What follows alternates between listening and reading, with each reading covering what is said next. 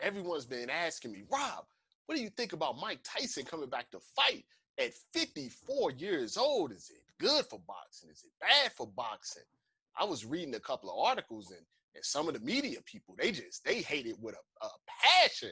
Now they lying and saying that they're not gonna watch. They're definitely gonna watch. Anybody that tells you that they're not gonna watch, they're lying. It's the same people that say, oh, I would never read black sports online, or I would never watch this, or I can't believe Fox News has such good ratings. Yeah, people watch a lot of stuff that they quote unquote say that they don't like. So never ever believe that. Actually, normally when someone tells you that they hate something, they're the main ones that are watching it and listening and talking about it all the time.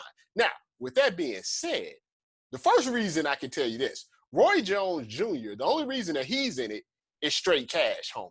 Just straight cash, homie. He's going to get about $10 million, maybe more, to fight Mike Tyson in 8 rounds. And for those that don't know, Roy made a lot of money in his boxing career, but like a lot of boxers, he lost a lot of money. So $10 million for Roy is probably more than what he was making in his prime when he was with HBO.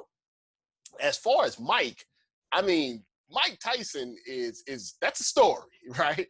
Like Mike Tyson's life is a story. I know there's a lot of people that did not think Michael Tyson was going to make it to 54 years old, and he's had a lot of ups and downs, and way downs, and big ups, and he's had this kind of renaissance over the last, I would say 5 to 10 years, where he's kind of turned into this sympathetic, figure. And that's just how society is. Society builds you up, they tear you down, they build you back up again, they tear you down, build you back up again. It's kind of a staple of the United States of America. As far as it being good or bad for boxing, you have to look at it like this. Boxing is a lot like the WWE. Yeah, you have to know how to fight, right? You have to be good in the ring.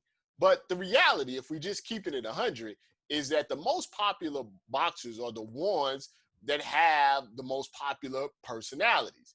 Now, that could be good and bad. I'm not saying they got to be a great personality. It's just the ones that capture the people's imagination. It's basically the ones that create the most drama.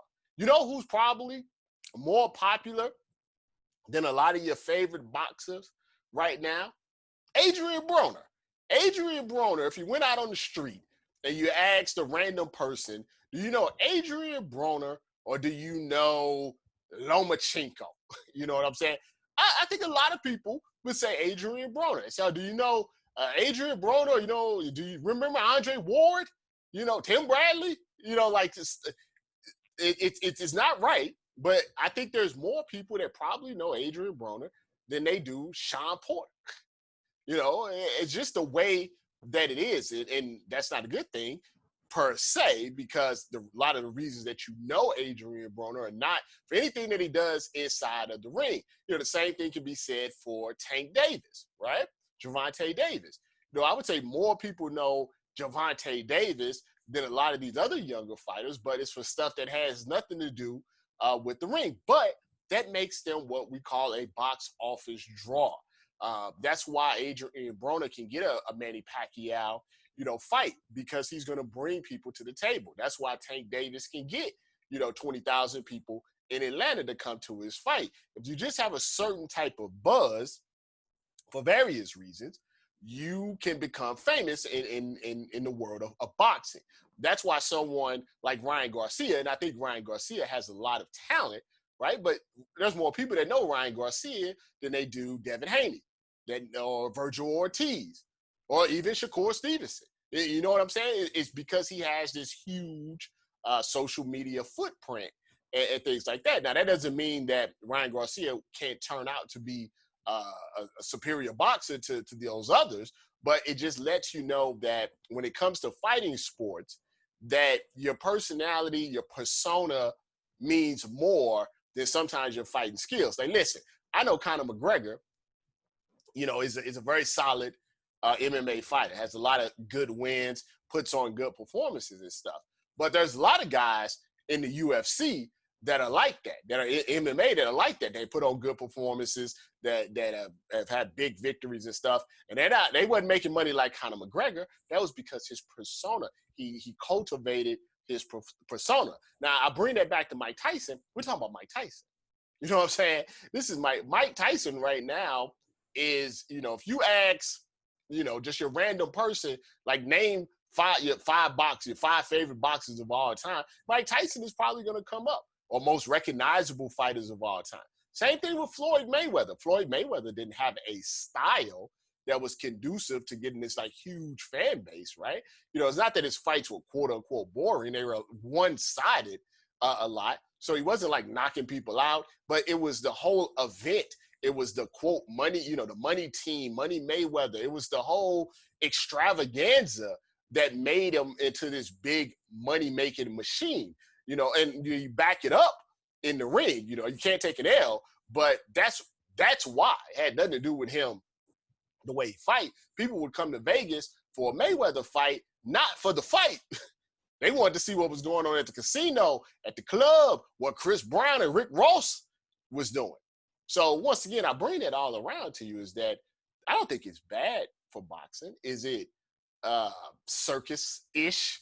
Yes. Are these old men, should they be fighting, what we know about brain injuries and things of that nature? Probably not.